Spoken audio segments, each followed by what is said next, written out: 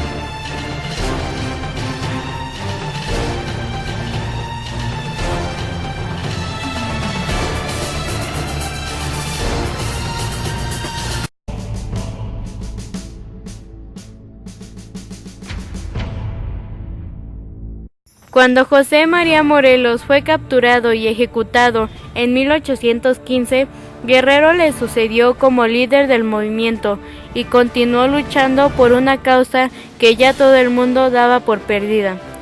Morelos había reconocido los méritos de Guerrero y le otorgó el grado de capitán, ordenándole instruirse en el manejo de las armas y las estrategias de guerra.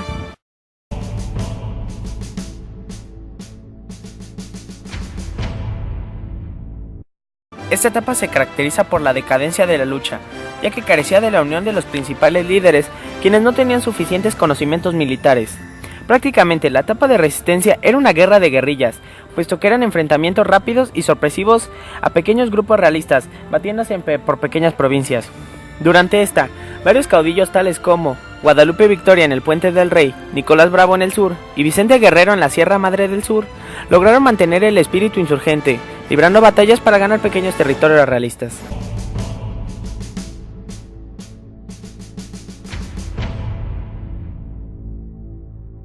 Entre los más importantes se encuentran la del 16 de noviembre de 1816 en el Cerro de Pixtla, donde se obtuvo una victoria insurgente gracias a Vicente Guerrero. La batalla del Cerro de Bárbaras, efectuada el 30 de septiembre de 1818 en las cercanías de la localidad de Cirándaro Guerrero, en la cual nuevamente se obtuvo una victoria insurgente, pero sufrieron una grave derrota en la batalla de Aguasarca el 5 de diciembre de 1819.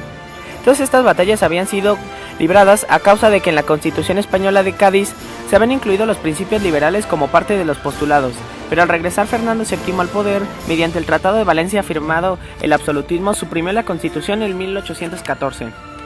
En 1812, las Cortes del Imperio Español, reunidas en Cádiz, promulgaron una constitución de tipo liberal que sería aplicada en España y en sus colonias. La Constitución de Cádiz establecía una monarquía constitucional, suprimía la Inquisición, los privilegios de la Iglesia y el ejército, así como el tributo de los indios, además de reconocer la libertad de prensa. Sin embargo, limitaba la intervención de los criollos en el gobierno del Imperio Español.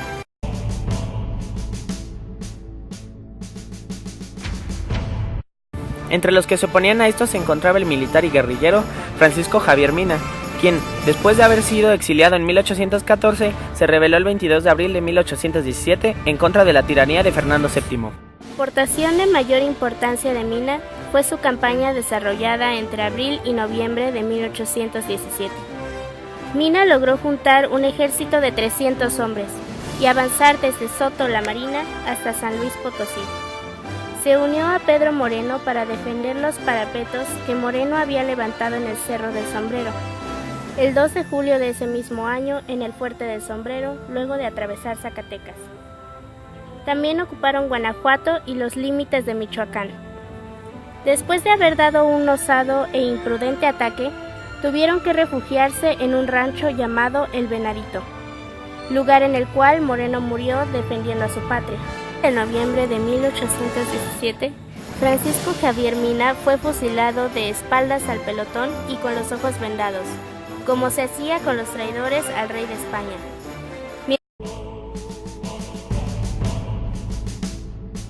Mientras tanto, Guerrero, quien era el general de las tropas insurgentes y había sido discípulo de Morelos, además de partícipe en centenares de combates de mayor o menor relieve para mantener una revolución que desfallecía en todas partes, menos en el sur, comenzaba a enviarse cartas con Iturbide, quien era el general de las tropas realistas, y con quien más adelante compartiría el mismo pensamiento sociopolítico. En estas demostraban su rivalidad. En una de las respuestas de Iturbide hacia Guerrero decía lo siguiente: Esta nota de usted de fecha 22 del presente mes, y por ello veo que no está dispuesto a deponer las armas y sí a continuar la campaña que inició el cura Hidalgo. Ojalá que pasando otros días uno u otro quede convencido de la justa causa que nos conduce a batirnos en los campos de batalla. A vuelta de correo sobre lo que usted piensa sobre el particular. Hubieron varias reuniones secretas, las cuales son llamadas Juntas de la Profesa, entre el alto clero católico y Agustín de Iturbide y Aramburu, con miras a pactar la independencia nacional.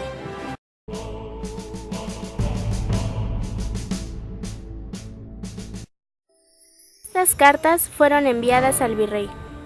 Fue entonces que Guerrero convocó, mediante las cartas, a Iturbide para encontrarse en Acatempan, donde discutirían algunos acuerdos, pero Guerrero envió a uno de sus subordinados en su lugar.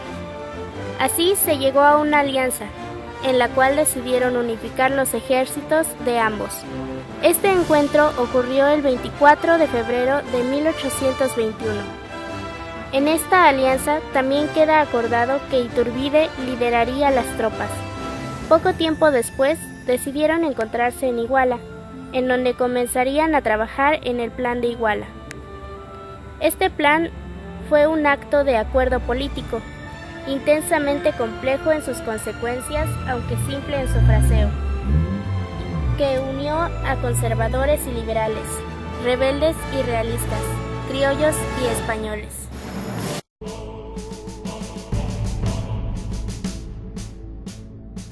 Constaba de 23 artículos y tenía algo para todo. Declamaba que la religión del país sería la católica apostólica romana, sin tolerancia de otros credos, llamada la independencia del país, y defendía el establecimiento de una monarquía regulada por una constitución, además de que uno de los puntos principales era tener igualdad social de todos los grupos étnicos y sociales del nuevo país.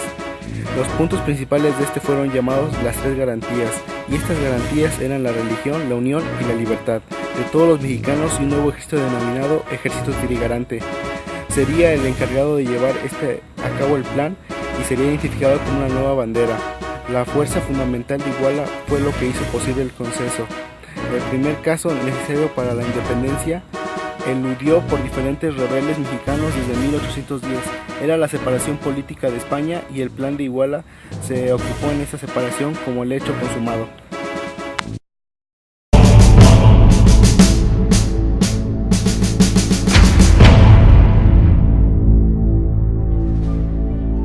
Más tarde serían creados los Tratados de Córdoba, los cuales pasarían los ideales insurgentes a conceptos realistas.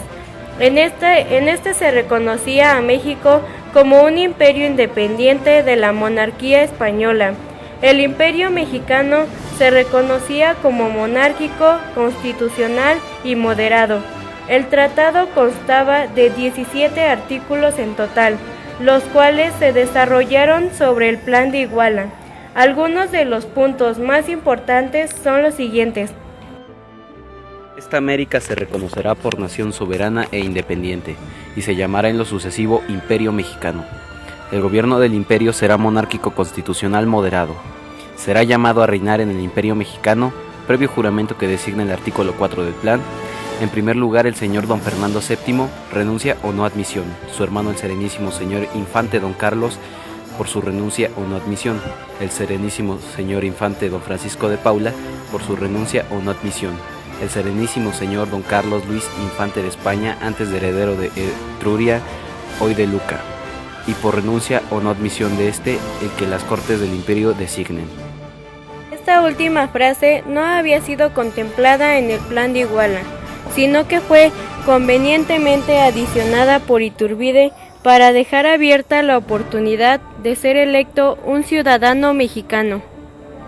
tratados serían firmados por Agustín de Iturbide y por el capitán general de la Nueva España, Juan O'Donoghue, quien en ese momento estaba en México para tomar el puesto de virrey.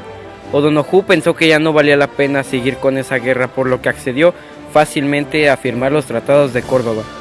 Así fue como los tratados se hicieron oficiales.